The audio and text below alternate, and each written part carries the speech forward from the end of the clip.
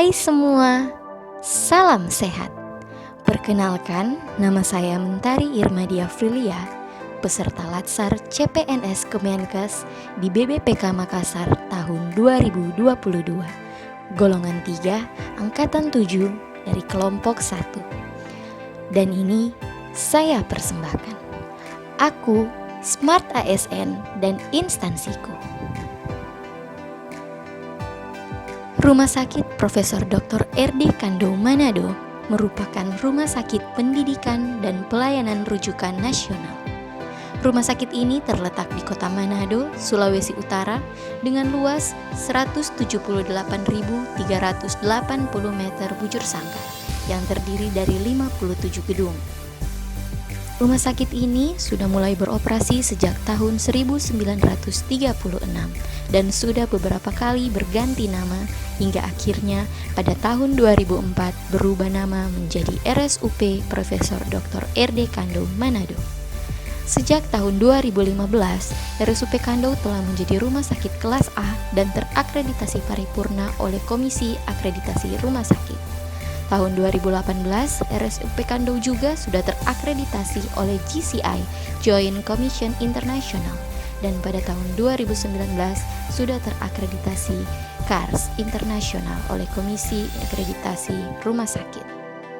Rumah sakit ini memiliki tujuan yang tertuang dalam visi, menjadi rumah sakit pendidikan dengan layanan bermutu dan berkeadilan, didukung SDM yang produktif serta tata kelola keuangan yang handal, dengan misi meningkatkan pelayanan kesehatan melalui pengembangan layanan unggulan dengan didukung sarana prasarana yang terkini, menciptakan SDM yang produktif, profesional, dan berintegritas melalui pendidikan, pelatihan, dan penelitian, memantapkan tata kelola keuangan yang terintegrasi, transparan, independen, dan akuntabel dengan menggunakan teknologi informasi terkini. RSUP Kando dipimpin oleh seorang direktur utama yang dibantu oleh 3 dewan direksi yang terdiri dari Direktur Pelayanan Medik dan Keperawatan, Direktur SDM Pendidikan dan Umum, dan Direktur Perencanaan, Keuangan, dan Barang milik negara. Tahun 2022 ini, RSUP Kando Manado memiliki pelayanan unggulan, yaitu layanan kanker terpadu, layanan endoskopi advance, dan layanan bedah vaskular.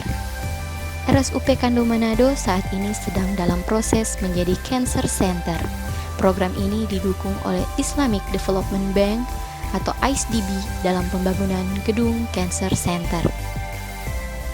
Kedudukan seorang administrator kesehatan adalah sebagai pelaksana teknis fungsional dengan tugas pokok yaitu melaksanakan analisis kebijakan di bidang administrasi pelayanan, perizinan, akreditasi, dan sertifikasi pelaksanaan program-program pembangunan kesehatan. Dalam menjalankan perannya, seorang administrator kesehatan memiliki fungsi yaitu melaksanakan persiapan pelayanan administrasi kesehatan, menyusun kebijakan program kesehatan, mengorganisasikan pelaksanaan kebijakan program kesehatan, memfasilitasi pelaksanaan kebijakan program kesehatan, memantau dan mengevaluasi pelaksanaan kebijakan program kesehatan, menyusun pelaporan, membuat karya tulis atau karya ilmiah di bidang kesehatan, dan membuat buku pedoman atau buku petunjuk pelaksanaan atau petunjuk teknis di bidang kesehatan. Di RSUP Kando Manado, saya bertugas di bidang pelayanan medik dan keperawatan, di mana bidang pelayanan medik dan keperawatan menyelenggarakan fungsi yang pertama, pengelolaan pelayanan medik dan keperawatan, rawat jalan, rawat inap, dan gawat darurat.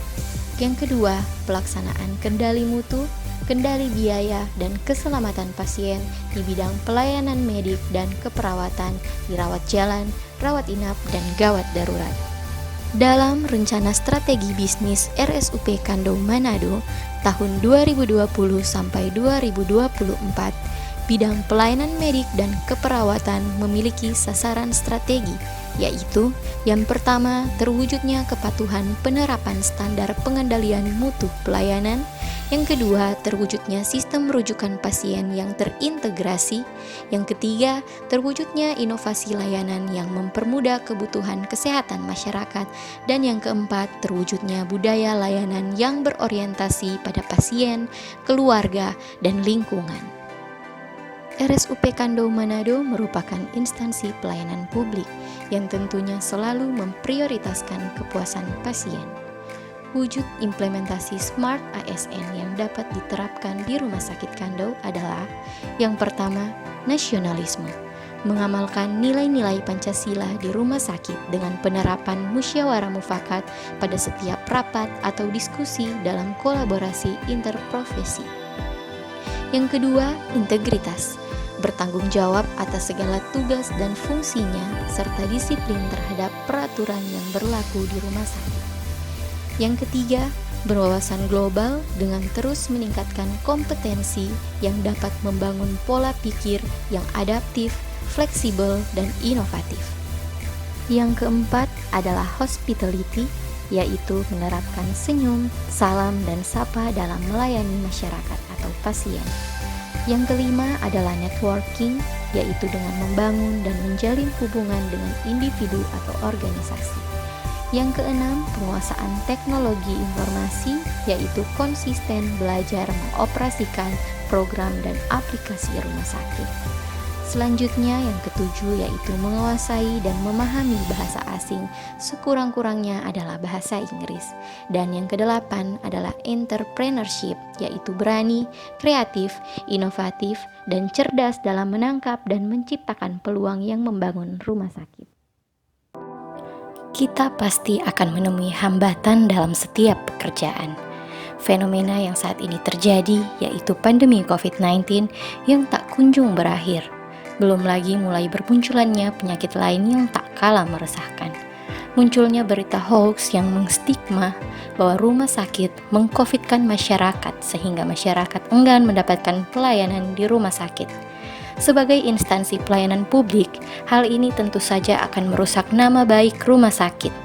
Masalah ini tidak akan selesai jika hanya dikerjakan satu atau dua orang saja, tetapi harus dilakukan bersama, lintas unit, bahkan lintas sektor. Koordinasi dan komunikasi sering menjadi masalah utamanya, mulai dari penyusunan rencana, pelaksanaannya, hingga pengawasan. Untuk itu, kita perlu mengembangkan kemampuan berkomunikasi, negosiasi, serta skill dalam penanganan isu yang terjadi agar kita bisa selalu siap jika dihadapkan oleh masalah yang akan muncul di kemudian hari. RSUP Profesor Dr. RD Kando Manado, kepuasan pelanggan di atas segalanya.